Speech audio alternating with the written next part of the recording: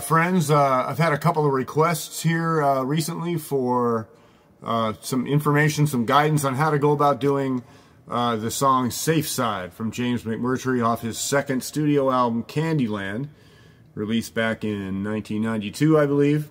So I wanted to do that today. I want to thank the two folks who asked for this. One's from back like a year ago, Louis Patrone. I hope I'm pronouncing your last name properly and it's not Patroni. Either way, thank you very much. And then just recently, Mark Coven asked about it as well. And I want to say thanks for your requests. I love getting requests to help out folks who want to know how to play this stuff. Help me learn it myself. Louis, I wasn't like blowing you off here for a year. It's just, I'll be honest, I think maybe I wasn't quite ready to do that one a year ago, but I've gotten a little better at this. So, hope it's worth the wait. So I want to get into the tune here. Let's start with, some of the basics, the tuning. The key of the song on the studio recording is D. On the streams that James was doing during the pandemic, he has played this song fairly regularly, and he plays it in this configuration, which is a double drop D tuning and a capo on the second fret for the key of E. The tuning is D, A, D, G, B, D when the strings are open, and then you put the capo on the second fret, moves everything up. You're playing the same shapes you would play in double drop D configuration, and I've got a link to my double drop D how-to in the description of this video below if you haven't seen that before. Now the song itself is really just two chords. I mean, when you break it all the way down to the fundamentals. The intro opening phrase, which constitutes also, a good portion of each verse, is variations, but really all in the one root chord of whether you're in E or D. Now, like I say, James has played it in this configuration. If your voice works better with the capo off, do it in open D, no problem. You're gonna finger it exactly the same. But the root chord is the root shape is this, regardless of whether you got the capo on or off. And he's going back and forth between this and this, which I guess that's the B in this configuration. Alright, so let's start with the little intro phrase and see how that works out into the verse.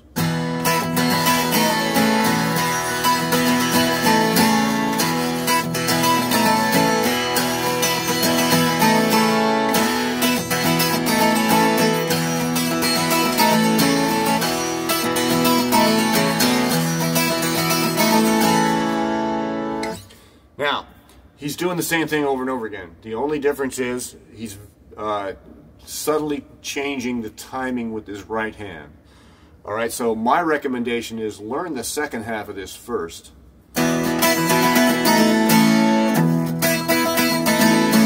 It's a little bit simpler. It's that just landing on that last note.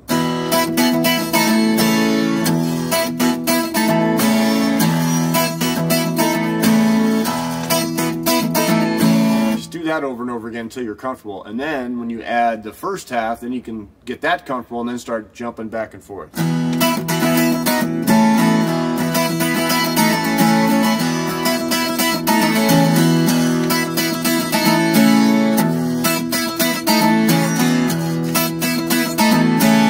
So you see the first half is you just bump bump bump bump, where the second part is dum ba dum ba. He doesn't go to that last one, but that's it.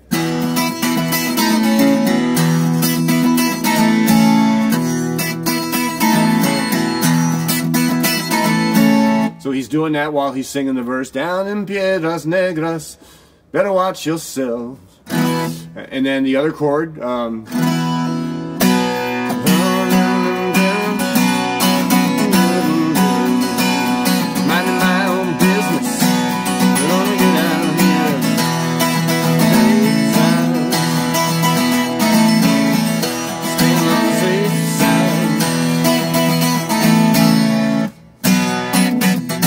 okay, so that's the main, other chord in the song. But in the streams, what James did very often was, see if I can get this right now. The main, that's the note that drives that second chord. So he's got that and those going, but he adds this. This is the 2nd fret of the lowest string. It just gives a whole different color to the chord. Yo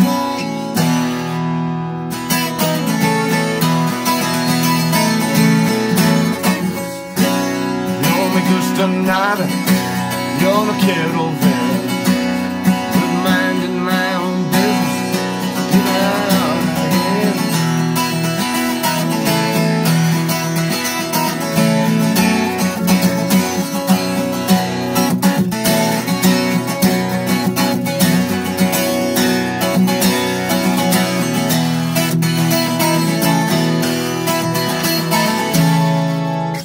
Alright, so there's that variation. And then what James does when he's been playing it on the strings, you know, sings the verses and stuff, then he just jams in between like he can do. And so a couple of the things that he does during those runs, there's one here I want to show you. I can't actually do this anymore. I've started to develop arthritis in my hands this year. And this move is something I can't do without pain any longer. So especially on an acoustic guitar, I can just about do it on an electric, but not on an acoustic, and especially not on a 12-string anymore. So what he's doing, he's doing this partial bar of these strings, and then he's using. That's about as much as I can do with that. So if you watch that rendition, I've got a link in the description here of the one that he did back in February this year. You can see a lot of what he's doing here. And also do pay attention how he, sometimes he does that main chord, but often he adds that extra note. Gives it a little more color. And then he's using a lot of pull-offs with all of these things to give texture while he's working with his right hand, to give it that, you know, inimitable thing that he can do. Okay, so those are the main basics.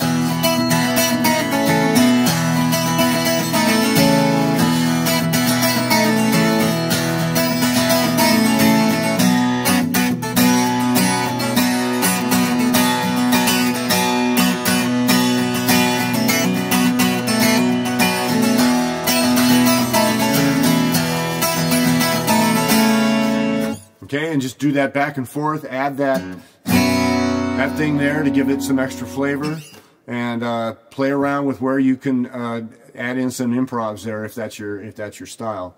The last thing I'll say is I've had a number of comments here on some of these demos asking for a little more info about what's going on with the right hand, and boy, I hear you. It's just really difficult for me to find words to articulate what's going on with describing my right hand. That's my failing. For example, in this tune here, I guess I should have started by saying the way I'm driving my right hand here is I am pulling up on that highest string.